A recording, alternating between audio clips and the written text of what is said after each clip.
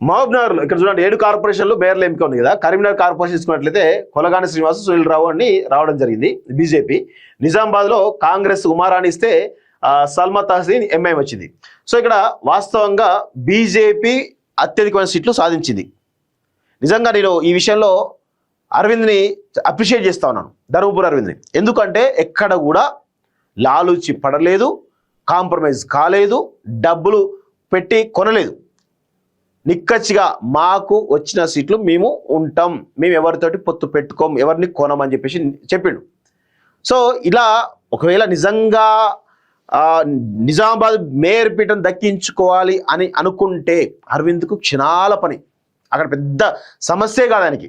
ఎందుకంటే అక్కడ ఉన్నటువంటి 28 బీజేపీ కార్పొరేట్ సీట్లు కావచ్చు, లేకపోతే ఇటు అరవింద్ సంబంధించినటువంటి ఎక్స్-అఫీషియో ఓటు కావచ్చు, లేకపోతే ఇంకా బీఆర్ఎస్ సంబంధించినటువంటి మద్దతు కావచ్చు, లేకపోతే ఇంకా వేరే కాంగ్రెస్ నుంచి కూడా మద్దతు తీసుకోవడానికి అవకాశం ఉంది, కొనొచ్చు కూడా.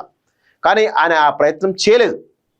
కేవలం నాకు వచ్చిన సీట్లు చాలు, మేము నిజాయితీగా ఉన్నాం, మేము విలువలతో ఉన్నాం, మేము సిద్ధాంతాలు కట్టుబడి ఉన్నాం అని చెప్పేసి చెప్తున్నటువంటి ఏకైక వ్యక్తి అరవింద్. నేను ఇంకా ఇందులో ఇంకొక కంపారిజన్ చేస్తున్నాను. గతంలో వాజ్పేయి 1999లో ఒక అవిశ్వాస తీర్మానం జరిగినప్పుడు 269 ఓట్లేమో భారతీయ జనతా పార్టీ కూటమికి రావడం జరిగింది, 270 ఓట్లేమో ప్రతిపక్షాలకు రావడంతో ఆనాడు ప్రభుత్వం పడిపోవడం జరిగింది. అంటే ఒకే ఒక్క ఓటు తేడాతోటి కేంద్ర ప్రభుత్వం పడిపోయింది. పడిపోతుందని వాజ్పేయికి తెలిసినా కానీ ఓటింగ్ పోయిండు. నిజంగా అప్పుడు కనుక 1, 2 సీట్లు మేనేజ్ ఒకటే సీట్ను కనుక మేనేజ్ చేసుకుంటే 100% వాజ్పేయి మళ్ళీ ప్రధాని పీఠాన్ని కొనసాగించినాడు. కానీ ఆయన విలువలతో ఉన్నటువంటి వ్యక్తి కాబట్టి ఆనాడు నాకు వద్దు, ఇలాంటి దిగజాడు రాజకీయాలు నేను చేయలేను, లాలుచి రాజకీయాలు చేయలేను, ఓడితే ఓడుతాం, ఉంటే ఉంటాం, విలువలు ఇంపార్టెంట్ అని చెప్పేసి ఆనాడు అనుకున్నాడు. కాబట్టి ఆనాడు ప్రభుత్వం కూలిపోయింది. తర్వాత మళ్ళీ వన్ సైడ్గా మెజార్టీ తోటి బీజేపీని అధికారంలో తీసుకొచ్చి మళ్ళీ ప్రధాని అయ్యిండు వాజ్పేయి. అంటే విలువలతోటి సిద్ధాంతాలతోటి రాజకీయాలు చేస్తే 100% ప్రజలు వాళ్ళ వైపు ఉంటారు.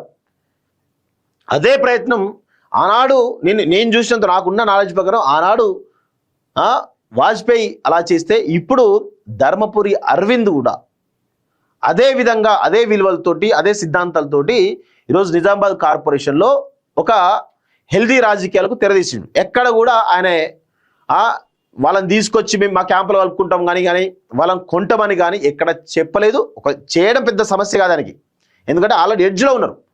ఇంకొక 2-3 సీట్లు వస్తే అయిపోయాయి, గెలిచేస్తారు. సో ఆయన అట్లా పోలేదు, నిజాయితీగా ఉన్నాడు, విలువలతో ఉన్నాడు. సో ఇలాంటి నాయకులు చాలా అరుదుగా ఉంటారు. అరవింద్ లాంటి నాయకులు చాలా, సరే ఆయన మాట కరుకుగా ఉండొచ్చు కాక, కానీ నిక్కచ్చిగా నిజాయితీగా ఉన్నోళ్ళే కరుకుగా ఉంటారు. నిజాయితీగా ఉన్నోళ్ళే ఈ విధంగా మొహమాటం లేకుండా మాట్లాడతారు. సో ఆ నిజాయితీ అరవింద్లో ఉన్నట్టు కనబడతా ఉంది. ఎందుకంటే అధికారమే పరమావధి అనుకుంటే ఖచ్చితంగా ఎట్లయినా సరే ఆ మేరపీఠకి కైవసం చేసుకునే అవకాశాలు ఉంటాయి. కానీ అట్లా పోలేదు. దాన్ని కాంగ్రెస్ ఎంఐఎం యొక్క ఎజెండాను వాళ్ళ యొక్క దుర్మార్గాలు ఎండగట్టడానికి చాలా సీరియస్గా ప్రయత్నం చేస్తాం కూడా చెప్పడం జరుగుతూ ఉంది అలా. సో ఇలాంటి అంటే భారతీయ జనతా పార్టీ సిద్ధాంతాలతో పాటు కొంత రాజకీయ విలువలతో కూడినటువంటి రాజకీయాలు చేస్తూ ఉన్నాడు అరవింద్ అనేది చాలా స్పష్టంగా అర్థమవుతుంది.